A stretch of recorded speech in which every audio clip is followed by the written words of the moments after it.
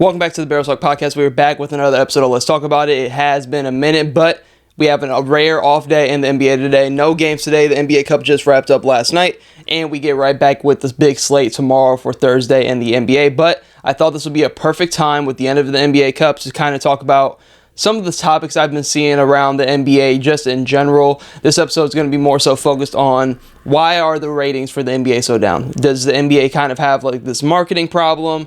What does the NBA need to do to kind of fix this? And this also comes with a lot of different layers to this conversation that we're going to be touching on, just a couple of them, because there's also a big reason of, oh, the game has too many threes.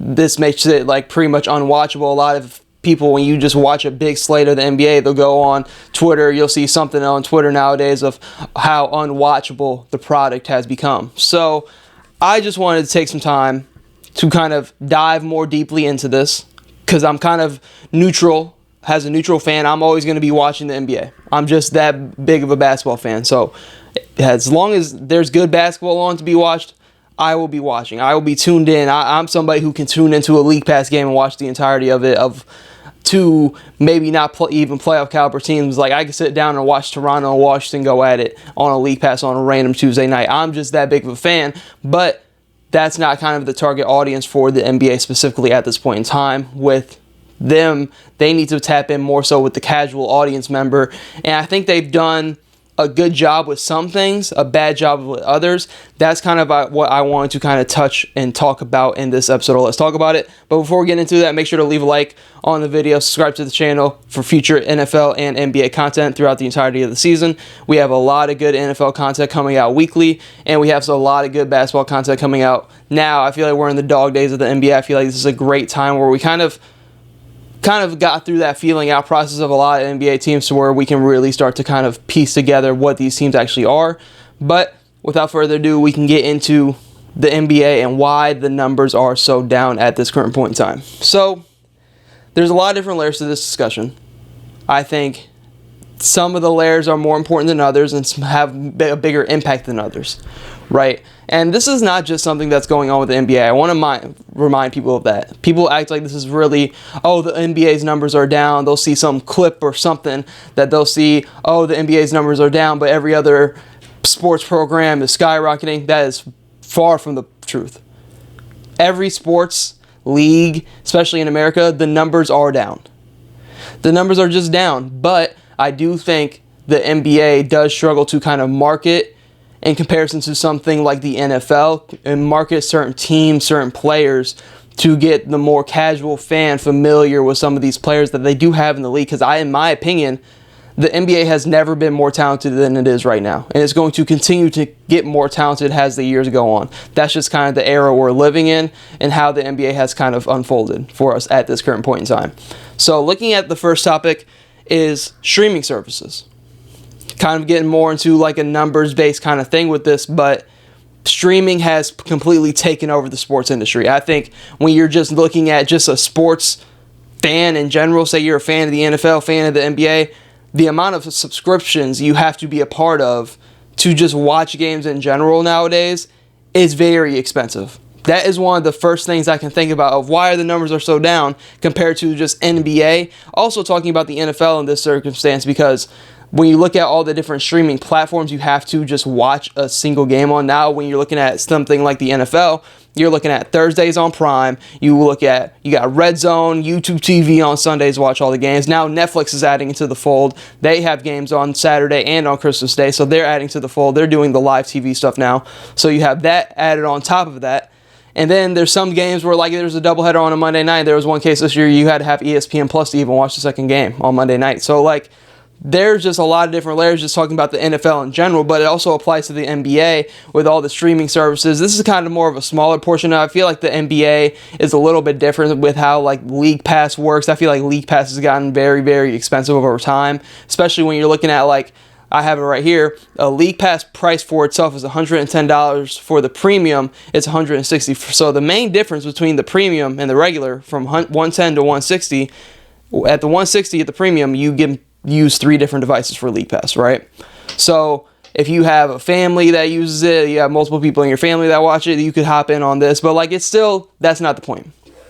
The point I'm getting to is how expensive streaming has gotten, and how many different subscriptions you have to be a part of, and how many different apps you have to download, and how many different things you have to buy to just watch basketball, to watch sports just in general. That's a problem across all sports that has been, I feel like, poking its head up a little bit more in the past couple of years for sure. And then you got the NBA with new TV deal rights coming up, and then you have the whole Amazon Prime buying Inside the NBA. You had that entire thing going on as well. So next year, or in a couple years, you're going to see Amazon Prime start to get in on the NBA more so, kind of like how they have been doing with the NFL, which is going to be interesting. I want to see how they cover all of that.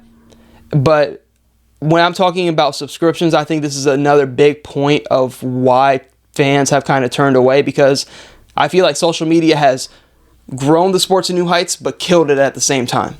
Because when you're looking at social media and thinking of the casual fan, right? Thinking of somebody who's not like myself or like others out there who are just able to just sit down and just watch a full slate of NBA games and just enjoy it. A casual fan is only looking for the stars. That's the niche and target audience that the NBA is trying to tap into more.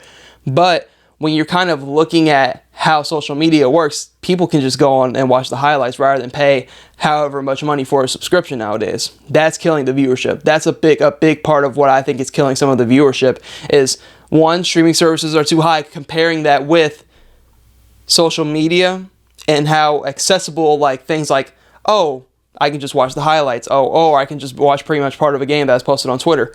Those are kind of some of the things that is kind of, in terms of the NBA's perspective, killing the numbers. That's one of the layers from this conversation that I want to talk about to start, because I think it's a good starting point to talk about some of the streaming things and how kind of mainstream it has become, because this is not just a problem with the NBA, it's a problem with the NFL as well, big time. I feel like more so the NFL than the NBA, with how many subscriptions you have to buy to watch games just in general, and with how many platforms different games are on. Like you got TNT, ESPN, League Pass with the NBA, but you have multiple different platforms with the NFL as well.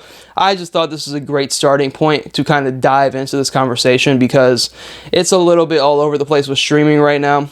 I think it is just a wonky transition period to where like all these streaming services are trying to come up with a live sports game, and it's just becoming expensive, and it's kind of turning away the kind of casual, more so fans. And I feel like that's a big kind of layer of why the numbers are kind of down just across sports in general. Just talking about just the sports scene in general. More so focusing on the NBA. Now, Jason McIntyre came out with a kind of a quote about their situation, talking about Inside the NBA. Everybody knows who Inside the NBA is. Shaq, Kenny, Chuck. Like, they've been the most beloved sports talk kind of like show in years. They've been doing a phenomenal job. In my opinion, it's the most entertaining, for sure. Now, do I agree with everything that is said on that show? No, I do not, because I think sometimes they can get a little biased towards themselves when it comes to talking about other players. But that's the point I want to get at. I don't agree more so with everything that is said throughout the entirety of the shows and certain topics that they go on in terms of just talking about the NBA. But his comments talks about how negative they are, said that they have been super damaging to the products, talks about how during the NBA Cup when Houston was in the Final Four, Chuck was basically like, oh, these guys suck, they don't know how to play basketball, being super, super negative, right? And then he goes on to say a lot of their other shows are always super, super positive.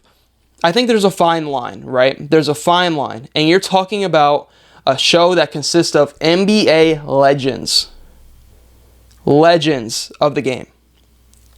And with how liked they are by the people, understandably, they rub some people the wrong way with some of the things they say. We know how Charles Barkley can get. We know how Shaquille O'Neal can get, especially those two specifically. But I think in the world of media in general, from what I've seen, other than people having their own specific podcasts, like Shannon Sharpe having a podcast, of like former athletes having their own podcasts and their own sideshows, outside of like ESPN, like Inside the NBA, stuff like that, right? I'm talking specifically on sports talk shows like this. I think there is a world where the authenticity and the realism that comes from Inside the NBA, that they have the platform and the cachet to really be able to back some of the stuff up with what they're saying. They know the game. They understand the game. They are ultra realistic with how they talk about the game, which I think is a good thing. It is refreshing to see not everything be super, super outside of the box positive, like most of these talk shows that are just really reading off of a script that it's in front of them. Inside the NBA is the most realistic show that talks about sports, and they have the people on there that know how to talk about sports in the right light. Yes, can it get negative at times? This is sports. It can be negative. It can be positive.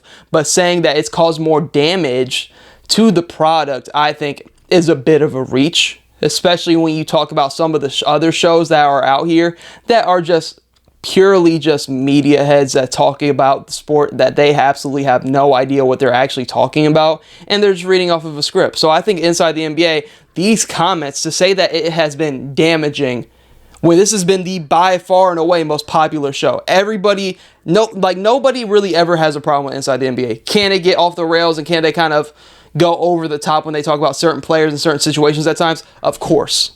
Of course, but you got to remember, these are guys that have played the game, been in locker rooms, champions of the game. They have the right to kind of say and back up what they're saying. But to say that they have been damaging is just a whole overblown conception of what they are actually doing. They're going to tell you how it is from a player's perspective with their platform. Now, this is not some side podcast where you see kind of Shannon Sharpe really kind of dive more into different situations. And I think he's done a phenomenal job just with his marketing and his media in general over the past couple of years. But he is somebody that has been able to dive more so into stuff on his side platforms and podcasts and everything else. And I feel like players and how they have adapted to doing podcasts and everything else has kind of been more of a refreshing light on the sports. But they have done a good job, I would say, to make both become one, to make it a realistic, actual TV kind of talk show about sports that doesn't feel so scripted and planned out. Everything they do is more so, I feel like, freelance. Everything they do is more so talking about the game as they see it, telling you how it is, not coming up with some different kind of script to make things all complex and complicated for the audience. But say this is damaging, I think is way overblown. Other than that topic, we can move on to players aren't playing hard in the regular season, right? So a topic that has been going on for years and years now. The NBA has done, really, in my opinion, all they could possibly do in terms of incentivizing players to play harder during the regular season. But I don't think fans really grasp how long the NBA season is. This is 82 games, right? A lot of travel goes into it. Obviously, they're paid extremely, extremely well. I'm not saying that. But I think what the NBA has done with the 65-game limit to be considered for all NBA teams, all awards, there's a lot of different contract incentives out there now in terms of games played, minutes played, everything else of the sort. But I don't think this argument of players just aren't playing hard should even be a thing. I don't think this comes from players not playing hard.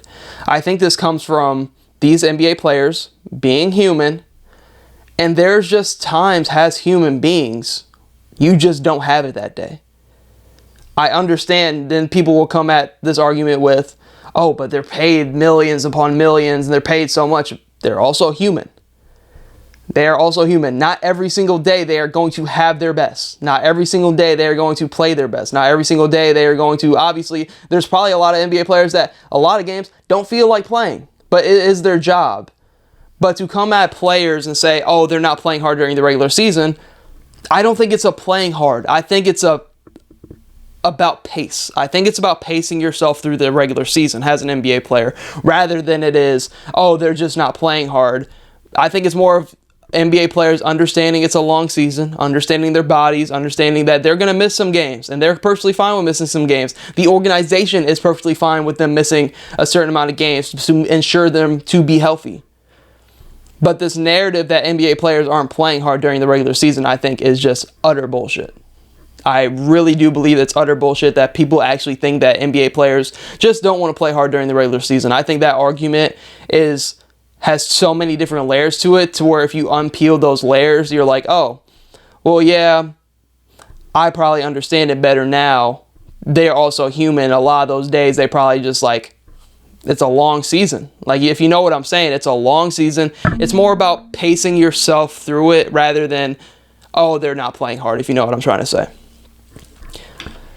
I think teams and players more so are picking their spots more wisely, especially now more than ever with how long the NBA season is and kind of this period now where you're kind of in the dog days of the NBA season. Like, it's very efficient to pick your spots. And I feel like the NBA has really done all they could to try to like negate some of the things that are happening with like load management, which we'll get to later on. But certain things like that as well with the 65 game requirement, I think you could even lower it, in my opinion, with how it is. I think you could go about 60, 61 games, because you're having the mindset of there's a game limit and requirement for awards. You gotta think if they're missing the 20 games, they're probably not in real award talks anyways. But there are situations where you have a guy that is dealing with a lingering injury. Like, I can compare it to Tyrese Haliburton last year, to where he had max money on the table for an extension, but he had to meet the game requirements. And I feel like a lot of his play went down towards the second half of the year because he was playing hurt. A lot of guys you will see now, because there's a lot of money on the table for them, they are having to just play through injuries, which I think is a bad move for the NBA in general. So I think they need to maybe address some of that in the future. And this can kind of also wraps into like why the ratings are down and why the product might be a little bit down, because I feel like a lot of guys are kind of being forced to play through a lot of smaller knick-knack injuries that end up becoming a bigger thing. I feel like when you look at the NBA now, there is more injuries than ever before. Real legitimate injuries than ever before. And I feel like it's costing a lot of players money because there's a game requirement, because they're kind of having to play through injuries. I compare that to Tyrese Haliburton last year, because he was playing through a hamstring injury, which takes a while to heal, but towards the back half of the year and the second half of the year, he had to play through a lot of those injuries because there was a game requirement, because he had a lot of money at stake. And I think this is kind of like a weird bridge between the NBA players and the NBA in general, to where they're looking to kind of pick their spots a little bit better to get the most money that they can. Always about people getting their bag, but to also make sure they're in the best position possible for themselves at the end of the day. And I feel like from a fan's perspective, people are quick to say, oh, they're not playing hard. Oh, he's just faking the injury. Oh, he's doing this. There's just a lot of different narratives that go on about the NBA in general that I feel like from a fan perspective, people just don't understand and don't realistically think. These guys are just like us. They're just normal people that you have to kind of take into account. And I feel like the standard that they're held to is so high because obviously they're professional athletes. I get that point of view. But you have to kind of take it and be realistic about the situation. I think personally, the narrative of, oh, they're not playing hard during the regular season is just completely false. Going on to too many threes, right? This has been kind of a new argument with this year with how many threes have been taken throughout the course of an NBA game, right? With how the pace is gone, it's turned into a numbers game. The analytics love the three, eliminating the 2 threes and layups, kind of what Mike D'Antoni was on years prior, right? So it's becoming an every game thing now. It's where every game you can see somebody complain about, oh, the amount of threes taken and stuff like that. When you look at a team like OKC last night in the NBA Cup, they live and die by the 3 last night. And OKC is not even regularly a team that is shooting a ton of threes. They're kind of middle of the pack. They're not a team that is predicated off shooting threes. But depending on certain situations in the games, you kind of have to hit the 3 to kind of get back into a lot of these games. No lead is really safe in the NBA with how teams play nowadays with the pace and the shooting the threes. But I feel like this topic is just so, oh, I saw that on Twitter, so that's what's actually happening. The NBA, they're taking too many threes. This is just a bad product. And I've seen people kind of say this and say that, but you can't blame teams and players for shooting the 3 ball when, 1, they are efficient at shooting the 3 ball, and 2, they have kind of figured out the game. The perfect example of this is the Boston Celtics, right? The Boston Celtics are the outlier in this situation. When teams are saying teams are taking too many threes, I'm not saying that they're wrong. Obviously, there are some teams that shouldn't be shooting as many threes as they are. There are specific players that shouldn't be shooting as many threes as they are. But you're going to go ahead and tell that player when he knows and his coaches are telling him to shoot threes, and that's just the direction which the NBA is going. If you don't shoot the three ball, you're not on the court. It's basically that simple. So you're telling all these players, oh, you're mad because they're shooting threes. They have their jobs on the line. It's either you shoot the three, and if you're one of the players in the league that can't shoot, you are that dude on defense. And that's what it is. Unless you're a big, you are that elite on defense to where they just have to have you on the court. But the league has gone into this direction of having to shoot threes, and it's a copycat league. They are doing what the better teams have won championships based off of, really just the Boston Celtics, in shooting more threes. But looking at it from a stat perspective, the Celtics have a wide gap on the rest of the NBA in terms of three-point attempts a night. The Boston Celtics average 51 three-point attempts a night, but can you really blame them? Are you going to get mad at them for shooting as many threes as they are? They have 5 players shooting above 35% this season. And then they have 3 right below that at like 34, 34, and 33. And I want to say it's Jaylen Brown and Kristaps Porzingis are the other 2. I think Jrue Holiday is the other one. But you're looking at that, when you have 5 players shooting about 35% from 3, I'm getting them up too. And they're blowing teams out of the water, the best team in the NBA. Best team in the NBA. Why would they not? But people are going to complain because the Boston Celtics have figured the game out. People are going to say the product is bad because the Boston Celtics has figured the game out. If I'm the Boston Celtics, why would I not shoot that many threes? I have so many guys that are great shooters from 3. We can legit shoot you out of games. We can blow you out just off shooting threes alone. Now, are there certain cases where there was a game a couple weeks ago with the Bulls and the Hornets where there was just a ridiculous amount of threes missed and taken? There are situations like that. I understand that. But to complain about saying that there's too many threes, I think is a disservice to what teams are doing because teams don't care. They're going to go off the numbers and what's working for them. But to say the product has become unwatchable because of the three-point shot, I think is a little crazy. I feel like if anything has really hindered the game in somewhat, it is one smaller thing on top of my head. The fouling late game to where you're basically fouling 10 times when you're up 3, but they have to keep on making free throws, and then you can keep making free throws in the late game situations. I feel like that has just made games go longer for no reason. And I just hate seeing that because I feel like it's just a cop-out, but I'm not an NBA player. I'm not an NBA coach. So if it works for them, obviously they're going to keep on doing it, right? That's a small thing. Other than the threes, which I don't even think should even be a case for some arguments, for some people, because when you look at the Boston Celtics, they have such a big gap until the second team in three-point attempts, which is the Chicago Bulls at like 42, 43 to 51.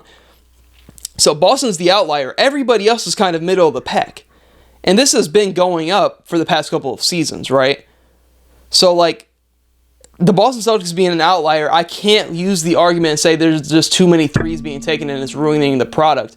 Another thing that I could say is a bigger thing that could be ruining the product, if you want to say that, is offensive fouls. Like when you're looking at, a lot of people want to use the argument, oh, I just tuned into the OKC game. Guess who's at the free throw line? SGA. Oh, even back then, Harden's at the line again. Joel Embiid's at the line again. Jalen Brunson's at the line again. The foul baiting, I feel like, is more of a discussion than the threes. In my opinion, the foul baiting and stuff like that, because I think it's so hard to officiate in today's NBA, because what is a foul, what isn't. Offensive players are just so skilled when it comes to drawing fouls and getting to the line nowadays, to where it kind of puts the refs in a tough position, because it's kind of hard to play defense, and they have done a lot better of allowing a lot more physicality than they have. I feel like last year was really bad with the foul baiting, but I feel like this season it's kind of been taken care of a little bit better. But I'd rather have that be an argument than the threes be an argument, because I feel like the threes, if you're efficient, why not keep shooting them? If you have figured out the game and know what works for your team, do it. I don't understand it. I don't even think too many threes is like killing the watchability of the game. Like, it's not killing the watchability of the game, in my opinion. And I don't even really think the offensive foul baiting is really killing the game either. I think if you're that good at it, why stop doing it, right? You got to look at it from a different lens than just the person watching. You got to look at why they're doing it, how they're doing it. And I feel like when you're looking at the threes argument, it's just so...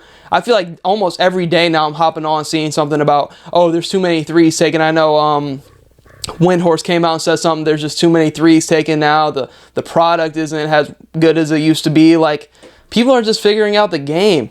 This has been going on for years. Let's not act like this has just become a problem now, and it's not even really that much of a problem. I'm not going to come out here and say the threes are just completely hindering the game. I think that argument is just really overblown, because when you look at the attempts per game in past years, it's kind of like all kind of lined up, except for the Boston Celtics being that main real outlier. But they're the only team that I feel like has an exception with how they shoot the ball from three from a percentage standpoint and who they have on their roster, right? If it ain't broke, don't fix it. And I guarantee you Joe Mazzulla is not going to be like, oh, people are saying the NBA is unwatchable, let me go ahead and stop shooting so many threes, right? Like, that whole conversation is just dumb. I feel like if you wanted to have a conversation, maybe you could lean towards the foul baiting, but I feel like they've done a better job of cleaning some of that stuff up this year. Moving on to some of the more stuff from my perspective, right? Some of the stuff that, like, I'm seeing. I feel like the NBA's kind of lost the spark. The spark, I mean, I just don't think... And this kind of ties into games during the regular season not meaning as much, or in the dog days of the NBA season. Even though I think the NBA Cup has been great, I think you can only do so much and get you so far. When the spark is lost, I really do feel like, and I'm not trying to sound like an old head saying this, but I feel like the NBA has gotten very friendly. I think if you can't even name a single rivalry that is going on in the NBA right now, I think when you look at the past couple of seasons, you had Memphis and Warriors for a spark in the playoffs. You had Memphis and the Lakers a little bit. You had briefly last year with the Bucks and Pacers, but the Bucks were hurt in the playoffs, so that kind of just fizzled out from the NBA Cup. Like, there really hasn't been a whole lot of, like, true rivalries since, like, Cleveland, Golden State, even, like, Golden State and Houston put on some great series. And I'm not saying that you got to be out here fighting or nothing like that, but I just feel like everything is so, like, friendly in a way, if you know what I'm trying to say. Like, there just isn't enough, we just don't like y'all. We're going to come get after y'all every time we play y'all, no matter what. We just don't fuck with y'all. There's not enough of that in the NBA, I feel like, and I'm not saying this is like a huge topic of why the NBA's kind of ratings have gone down and people aren't really watching the product. I don't think it's anything with that. I think this is just a small speck of something that I've noticed where I'm like, man, there really just ain't no, like, man, back in the early 2010s, like, man, Chicago, Miami just getting after it. Like Boston and LA, whenever they play each other, getting after it. Like, there's just not enough, like, rivalries that really make me think anything's really, like, high stakes, meaningful, I guess, if you want to say. There's been some good individual stories. Like, I feel like if you watch the Klay Thompson return game to Golden State, it was an NBA Cup game, and they had all the captain's hats on. If you just watch that game, the energy, the vibe, the everything that came with it, like, that was playoff atmosphere. That was personal. Like, the way Steph Curry was playing, how he was showing his emotion. There's just not enough of that, I feel like. And I feel like it's kind of a little bit hindered some games. Like, there's some games where I can just feel the energy watching it is just dead. Like, there's just, like, I feel like that's what kind of kills the NBA Cup. They have to get away from neutral sites. They have to get away from playing in Vegas. I think that's something that is desperately, desperately killing them right now, because the Vegas crowd, it just feels dead. Like, even when the Lakers and Pacers played in the finals for it last year, the energy just feels dead. Like, could you imagine if that game was in Milwaukee or OKC? The energy would have been crazy. Like, even the game where the Warriors played Houston, and the energy in that game was even crazier than anything Vegas provided. Like, with the blocks that Giannis Antetokounmpo was doing over the NBA Cup games, like, the crowd was just dead. And I feel like it makes, like, me watching it as a viewer standpoint, it just, the energy doesn't feel there sometimes. And I just feel like there's not even more so like rivalries, but it's just kind of, let me know in the comments. This is something that I put on here to where, like, I'm kind of neutral about, still trying to figure out my take on it. because it's not really a rivalry thing, but there's just some times where you're tuning into an NBA game that should be a big time game that just feels dead when you're watching it. It just feels like a lack of energy, like a lack of, I don't even know what to describe it as. Let me know in the comments a better word for it, but there's just a lack there. I don't know the wording for it. There's just a lack of something there certain nights where I feel like we got that. And there's the example I can use for it is like when Golden State played Dallas, when Clay returned, like the energy, the vibe, you could just feel it. Like even just sitting there watching the game, like you could just feel the energy there. But I just feel like we've kind of lost some of that. And I feel like it's interesting to kind of touch on that as a smaller topic in this. In my opinion, going on to the schedule. I think the scheduling is very hard to do with a lot of travel, back-to-backs, everything else like that. There's been a lot of comments of like Joel Embiid saying he's not playing back-to-backs, but he's been hurt anyway. So like that topic has kind of like chilled out. Nobody really talks about that anymore. But I want to talk about marketing. Marketing in the NBA. A lot of people don't understand how much young talent from a casual fan's perspective that is in the NBA. And I feel like the marketing for the NBA and how they built and maneuver through their schedule is a big part of that. I want to talk about the national TV games. Every year around like August, September, early September, they drop the amount of national TV games every team has, right? So going through this list, Lakers at 39. Obviously, Bron, AD, biggest basketball market, right? Cool, we understand that. Golden State Warriors at 36. Steph Curry, what they've built over there in Golden State. They're a big market now. So you have that over there. Boston Celtics just came off winning NBA championship. No problem there. Boston, big market. Knicks, big market. Dallas went to the finals. Big market. They're at 30. Suns are at 30. Understandable. But KD, I understand that. Denver's at 29. Get that as well. A lot of these things I don't really argue with. There are just some teams that are towards the back half where I'm just like, they should get a little bit more love. They should get a little bit more national TV. If you're trying to grow the brand of the NBA, a lot of these teams that have young talent that is ascending, this isn't just they just have young talent.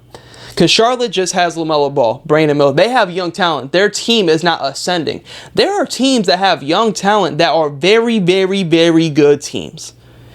And one of the two teams I wanted to highlight on, Oklahoma City Thunder. Like, I mean, they're the most fun team to almost watch in the NBA. Whenever OKC is on, you probably have the smoothest player, like, in the game in SGA, who's young, who's putting up MVP caliber numbers in back-to-back seasons, giving teams 30 a night. You have J-Dub. They're a super young team. You have Chet when he's healthy. Then everything they have over there, they have 25 national TV games, right? Right? Like, they should be upper 30s. Like, they should be in the 30s. Like, they should easily be in the 30s. Like, they should have just as many national televised games as the Knicks. This is Oklahoma City, the 1 seed from last year, with only 25. And you can say that's a lot compared to some of the teams below them, but I just feel like that's low. The Clippers have 21 this year. They're in a weird spot. You're telling me the OKC only has 4 more national TV games than the Clippers? Right. Spurs, I understand you have Wemby. That's another marketable source. But you're telling me the Spurs only have 4 less than OKC in terms of national TV games? This is in terms of just marketing your product, marketing SGA, who, in my opinion, is a top 5 to 6 basketball player in the world. But I feel like just because he's in Oklahoma City, you can't market him. Right? They have 25 games, national televised games. And I'll wrap around to kind of talk about the smaller markets in a second. Then we get into Cleveland Cavaliers. Team with Donovan Mitchell, a young ascending team that is very, very good this year, only 16. Pacers, only 14. Team that went to the conference finals last year, one of the most exciting players in all of basketball, Tyrese Haliburton, only with 14 games, right?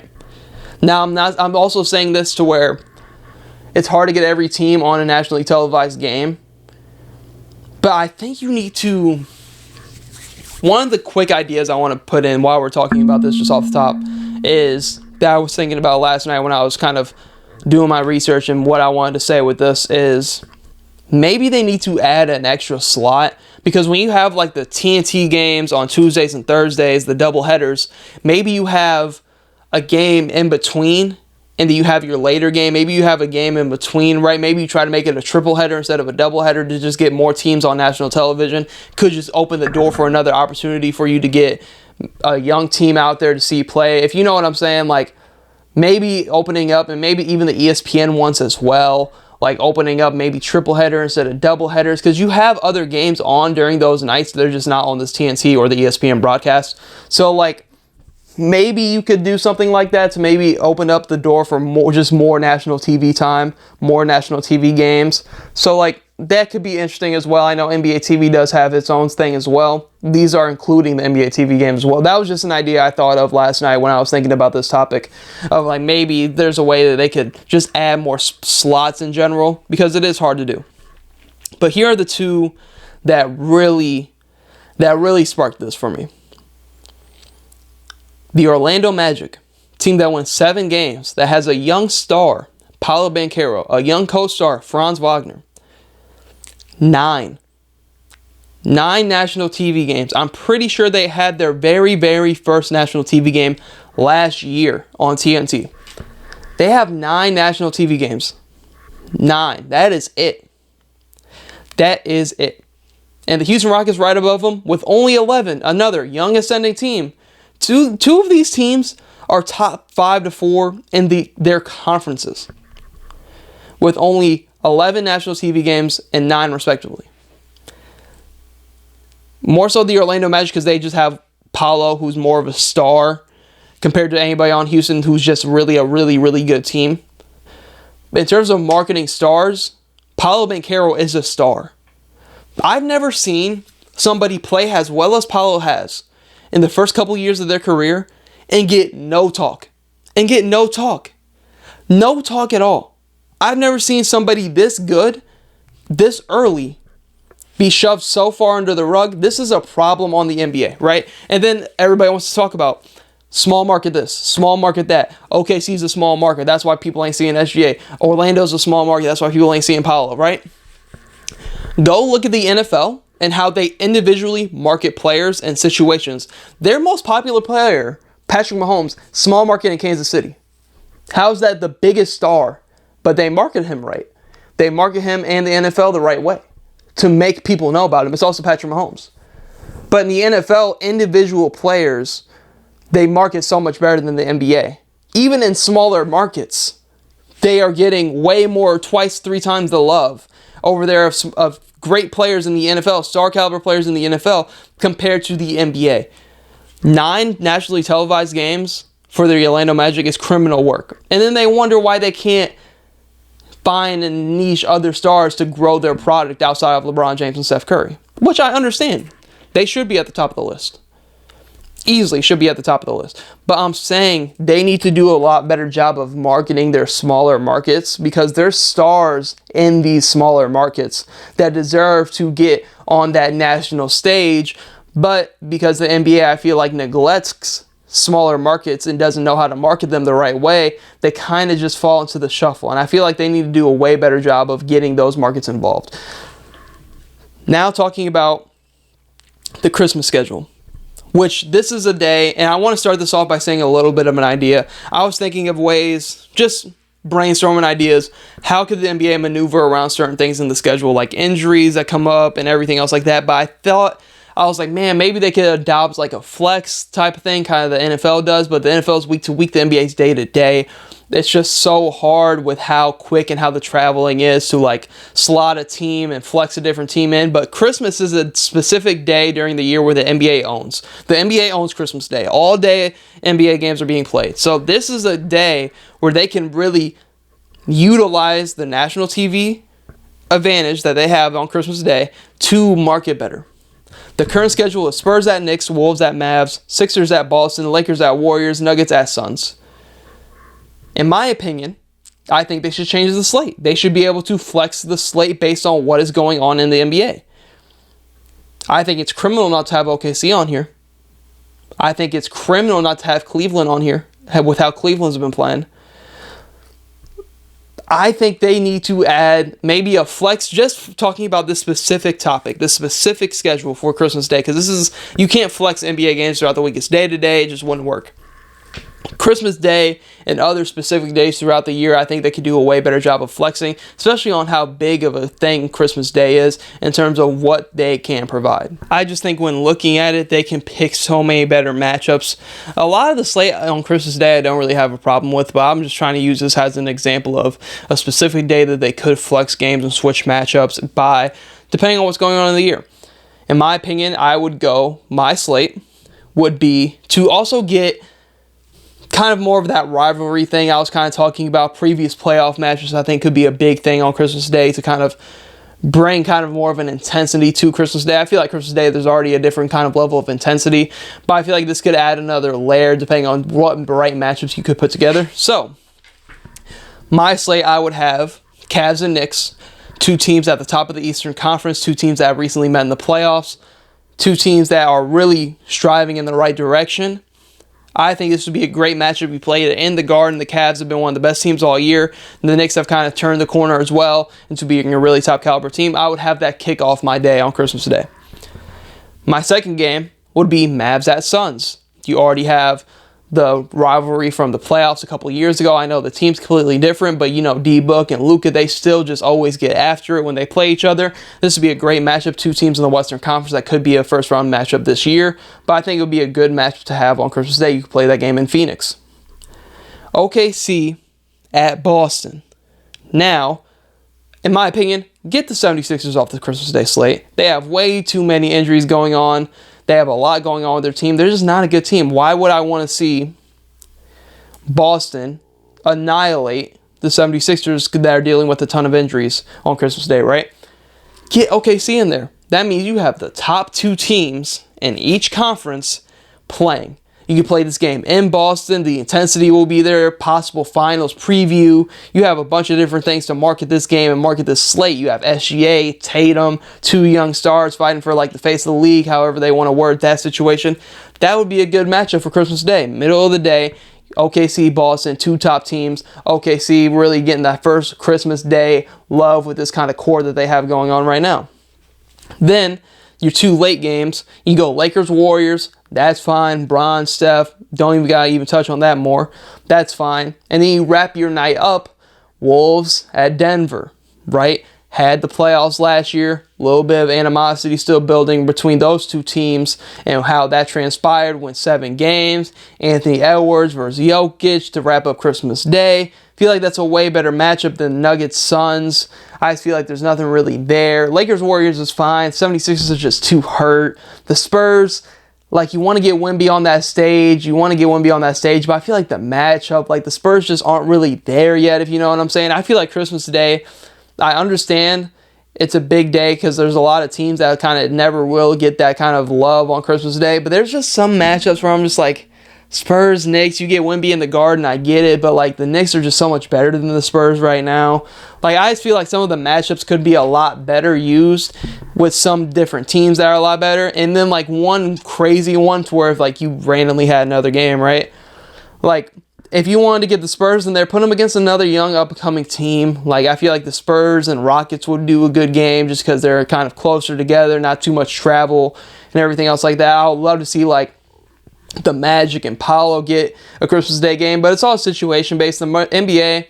Christmas Day, I don't really take too much stake into, but I think it could be an interesting flex option that they should wait to do while the season is going on and how the season is playing out and what teams are injured, what teams are not. Certain things like that. I know it's hard to do with the traveling, but if it was a specific day like Christmas Day is, I feel like it could be a very interesting kind of topic that they could use to kind of get themselves some better matchups, especially on that big time stage on Christmas Day. But looking at kind of to wrap this up, to get absolutely real, we've talked about a lot of different things, a lot of different layers to this topic. Players not playing hard, threes, ratings, schedules. Like, we've had a lot of different layers to this conversation. I think one of the things people have to realize is that people don't care. One of the things that people in the NBA has to realize is, like, outside of the streaming and everything else I just named, people just don't care. I feel like if you can let me know in the comments, like, people just don't care as much as they used to when it comes to tuning into sports and tuning into this and tuning into that. People just don't really care as much anymore. I feel like it could just be with the new generations. I kind of sound crazy like an old head saying that, but like, I can't be the only one that thinks like maybe it's just coming down to a point of like people just don't care. No matter what the NBA does to market, no matter what they do to this and that, people just don't really care as much as they used to. And that could just be the underlying thing. I could bring up all different arguments of this and that and what I would do, what I would not do. But at the end of the day, it could just be as simple as that. It could be a simple answer to a complex question when you talk about why the NBA ratings are down. This is a topic with a lot of different layers, with a lot of different problems on those layers to try to figure out that is this such complex question that nobody is really going to have the answer for, including myself. But it could just fall down to something of people don't care as much. And that could be the bottom line that people really aren't thinking of. Maybe this is something so simple that's happening during such a complex topic and conversation. Let me know in the comments what you think about this topic of why the NBA is losing its ratings. Is it the threes, the product on the court, the schedule, the streaming services, the marketing of the NBA? Like, let me know in the comments what you think it is, or do you think it is kind of that underlying thing of people just don't care as much as they used to? Maybe it's just the era we're moving into.